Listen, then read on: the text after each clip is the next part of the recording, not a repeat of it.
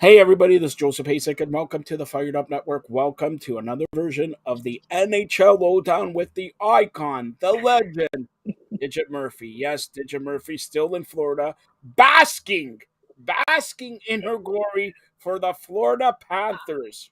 What can I say? I told you from day one, Florida, after they beat Boston, they were the team to beat. So I'm hanging out by the pool, doing my thing. We are up, not one, not two, but 3 games up on the Carolina Hurricanes. Joe, how does this happen? How does an eighth place seed get up and get to the Stanley Cup potentially in one game? Not only that, I'm going to take the corporate Fired Up Network jet. Thanks to Marty Roberts for giving me some shekels. All right, I'm going to take the corporate Fired Up net. How do you like to be in Miami? Where you're not in Miami, but I wish I was in Don't Miami. tell anyone where I am. Okay, no, don't tell anybody that you're in Buena Vista, Florida. All right, so so there you go. But Florida, how do you like to be in Miami? Stanley Cup is coming to you. You're up 3-0. NBA Finals, Miami's up 3-0. Wait a I minute. know. Wait a minute. Against my Miami, Boston Celtics. yes, over your now listen. Yeah. Miami was the eighth seed. They played in a play-in to get the playoffs. That's the Miami Heat. Florida Panthers were the eighth seed also.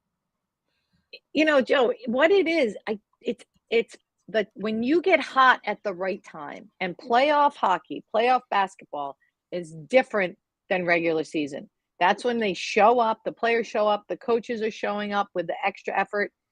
You have everyone clicking on the same cylinder. Paul Maurice, he's a rock star right now.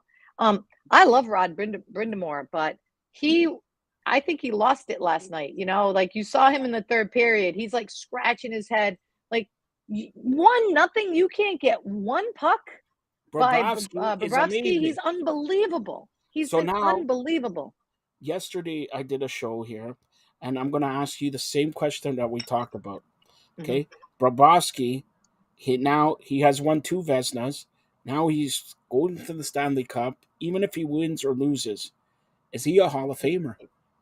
Whoa, that's an interesting question. You have to say yes. If he's going to get 3 Vezinas, it's just unbelievable. And this guy, he is dialed in. Like some of the saves he's making, they're ridiculous. How about the one that was almost on the goal line, and they're like going to go back and I thought they were going to review it, but you can just watch how he can see pucks through traffic. He's in the zone. When goaltenders are in the zone, I don't remember if you can harken back to even when Boston was playing the Panthers at the beginning, right at the beginning when we started doing the show. One of the things I always talk about, because I made a living on this at Brown, was having a fantastic goalie. Okay, goalie makes you win. And I think that is one of the most overlooked positions in hockey. Everyone says they're important, but the magnitude and the ability for goaltenders to zone in is just something that elevates your team game, right? As a coach, as a player, when that guy's making the save, like, I don't know if you saw Gretzky between periods, and he was talking about they were in the playoffs one time with Grant Fuhr, and they're down 13-1 in shots, and Grant Fuhr looks at Gretzky and goes, I think I'm warmed up right now, Wayno. Like, let's get going, right? And that's the kind of humor, and that's what a goalie does. They set the tone in the game. So kudos to the Panthers for having such a great goalie in Bobrovsky, and amazing. And look at Vegas. Same type of situation there. We'll touch on Vegas in a couple seconds, but getting back to Florida for 1 second. Now, I'm going to ask you this. Let's say I'm the president province of Canada, so I'm going to give you get an MVP vote, okay? Conn Smythe vote. Do you vote for Bobrovsky or do you vote for Tkachuk? Because honestly, these two have gotten on Florida on the next level. Of course, you win championships in the playoffs in hockey via goaltending, but clutch performer Tkachuk. So where do you go? I think I'm gonna know at the end of this series. I mean, you never know. They could come back, maybe, right? 4-3, Carolina. You don't know. They can't stop dreaming about Carolina. All right. But I'm just saying. I like Tkachuk, I think that he's clutch. You cannot win games without scoring a goal. Okay, I understand goaltending. I just went off on a tangent and tirade about how important goaltending is, but you also need goal scorers and timely goal scorers. I mean, to score 3, count them, 3 overtime goals by Kachuk. I mean, come on, that guy is going to take it to the next level, and it's going to be quite an interesting game between Cassidy and Paul Maurice because they're both I think they're kind of similar, right? They play a very structured defensive game, and they've got their team playing great team defense, but they also on the offensive side, you can see them taking so many chances, like going between the legs. You see the goal. Who scored the game winner? Last game. Barkov, right? He fakes the between the legs, and then he goes and he scores that overtime. And like those kind of things, a lot of coaches would really harp on their players when they kind of freelance like that. But Paul Maurice, Bruce Cassidy, they let their players play. So not that, Vegas is a runaway, but it will be interesting. I'd love to see a Vegas Panthers final. I think we're going to see it, and I don't think nobody can beat Florida right now as they're playing. Right now, I don't care if it's Florida. I don't care if it's Edmonton. Back when they had Wayne Gretzky, Florida has something magical, both in the NHL and the NBA. We'll talk on the NBA and the. I want to come back on that because if you remember, I thought the same thing when Vegas was in remember the magical season they had? It was that first season. They were clicking on all cylinders. So I'm still going to reserve judgment until the end because strange things can happen. I mean, come on. Like, imagine if, let's just talk about this. Imagine if they called that high stick that was total crap last night when the refs waved it off. They call that high stick. They score on the power play. They win in overtime. We have a different conversation. Yeah, well, we're having this conversation, so let's go. That's it. So, and by the way, for those people who don't know, Paul Maurice is pretty good, eh? He was a Maple Leaf coach. We didn't want him, eh? Come on. He was a Maple Leaf coach, but look, and he coached Rod Brindamore in 2002 also. So it's like, Paul Maurice, kudos to him. Here's a lifeline guy who never complains, who's a typical, like yourself, a typical coach. Yep. Years of frustration. Like, look, you're the head coach of the Toronto Maple Leafs. You're the head coach in another Canadian city, Winnipeg, like they say here, Winterpeg. All right. And you technically had enough, honesty, of the Canadian markets. You have to take a break. You come back to coaching. You coach Florida. Okay. So you're in a Canadian market, Toronto, somewhat cold. Winnipeg, colder, Winterpeg. Okay. And then you go, look where you're sitting in Florida. Is it? I know your mindset. You went from Toronto and relaxed to like, I'm sitting by the pool. We're 3-0. One more game going to the Stanley Cup. Oh yeah. Like, come on. It's just got to feel so great. And you look at the guys in the front office. You watch the shots on the TV, and you watch them, and they're just. It's almost like they have a childlike fascination with it, right? Because they're really playing with that extra zip. It's not like the swagger that we belong here, like Tampa Bay has, right? It's like they have this childhood wonder. Every time they win a game, they are fired up, and those are the little things that I notice that is going to make the magic happen for them. Like, they're really into it. All right, I know you said there is a chance Carolina comes back, but there's no chance. All right, I'm there. Now I'm going to break a little bit of news.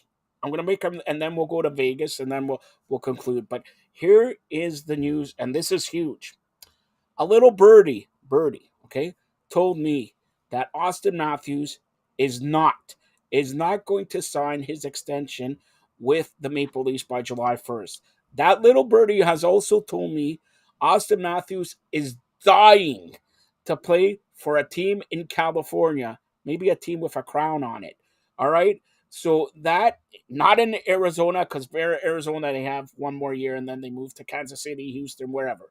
So Austin Matthews, do you, now put your GM hat, even though you should be in the running for the GM of the Maple Leafs because there's no GM. But anyways, let's go. You put your GM hat. Knowing this, that little birdie is a big birdie, put it that way.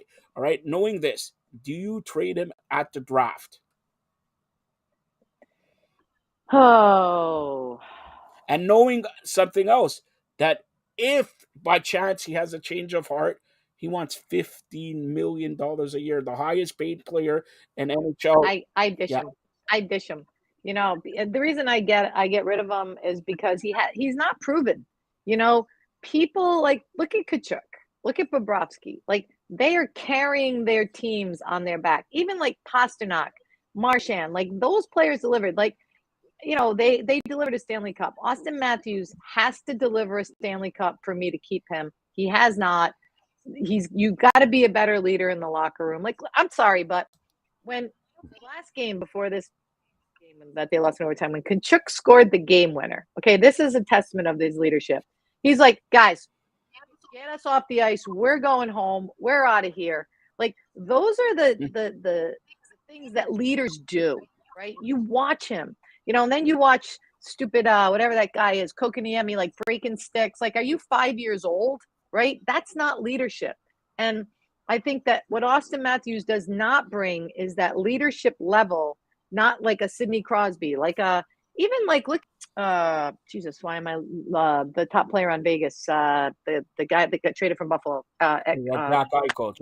Eichel. Look at Eichel. Like he is developing a better leadership style under Cassidy. I'm not seeing Austin Matthews doing that. Maybe I don't watch enough Maple Leaf games. But that leadership level is the only reason to keep him. I don't think he has him. I think you dish him. So to finally conclude on this, sorry, Digit, I'm going to have to say this. They got Marchand. What is he? Canadian. A. Okay. Okay, I know where you're going with this. Yeah, Austin Matthews from the desert. From the desert! Is there any leadership in a desert? Yeah, they're leading you to water. Yeah. Well, they don't need me to lead to water. Lead me to the Lord Stanley. Even to make a playoff for win a round, win 2 rounds, win 3, get to the Stanley Cup final. Not win. I haven't seen it. To get there. I agree. Okay. Now, that's the news there. Okay. So let's go to the Western Conference. Vegas, 2 overtime games. Not that Dallas is bad. Dallas is good. The breaks you're getting Vegas. We're going to find out tonight. Tonight is the game to watch because they say nothing happens till game 3 because they either make it 2-1 or 3-0. It's not insurmountable, but basically done. Okay.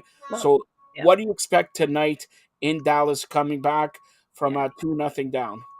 I think Dallas is going to buck up. I mean, they've got some great stars in Draisaitl and I still like Tyler Seguin. You know, I think he's a great player. I think they're going to deliver in Dallas tonight. Their backs are against the wall. They have to deliver. You know, they have good coaching. You know, but I'm telling you, Bruce Cassidy has a real good market on the defensive structure, and that's what holds teams back. So. But I think Dallas is going to break through tonight. I think they owe it to their fan base. They owe it to themselves to win at home tonight. So I'm going to go with Dallas. Even though I love Vegas, I'm secretly rooting for Vegas, but I think my head I have to go with Dallas because they have to kick it up a notch. Like Emerald, do you know Emerald? Emerald, kick it up a notch. Like put it up a notch. Kick it up a notch. Boom. So here on the other side, Florida up 3-0. Tomorrow they could close it. Is that a benefit if they close it and let's say Dallas wins and it goes to 6 or 7 games that they have a week and a half off before a Stanley Cup? I don't like that. I don't like it at all as a coach. I like to keep the wheels on. I keep them going. But you know, they both Carolina and the Panthers did have a little bit of more of a break.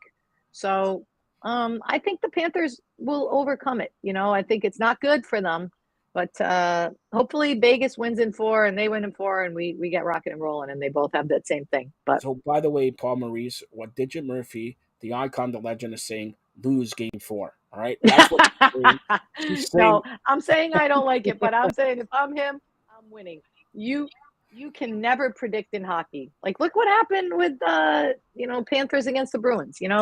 They came back and beat them. So you got to take the wins when you can. You got to win every period, every shift, and every game. That's how it goes. So we talked about the MVP, either Tkachuk or Bobrovsky. Let's go to Vegas. If Vegas makes the Stanley Cup, do you give it to Jack Eichel, Mark Stone? Do you give it to this unnamed goalie? Do they have Aaron Hill now? And who do you get? And for that matter, Dallas. It's in the Western Conference.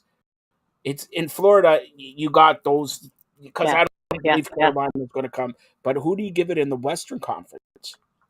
I think that's a tough one, and I think it's to be determined, over the next few games, because there's just too many people that are. It's just like more flat. No one's standing out. Like maybe over the next 6, 7. I mean, Eichel is definitely the named favorite. But I don't. I got to be honest. I'm not feeling it yet. I'm not digging it, so I'm not going to have an answer. I'm supposed to have an answer, but that's my answer. Final answer. So, Digit, here's the final question. You know what it is. Anything new with you and ladies in general, ladies sports in general, and honestly, I'll let the cat out of the bag. I spoke to the Mr. Nose, John Paul Levesque, aka Triple H, WWE. He has not offered you a contract yet. But I did give him a suplex, a Paul driver, a tombstone, a pedigree. And watch, his head was a little bit shaken. I'm telling you right now, it's coming.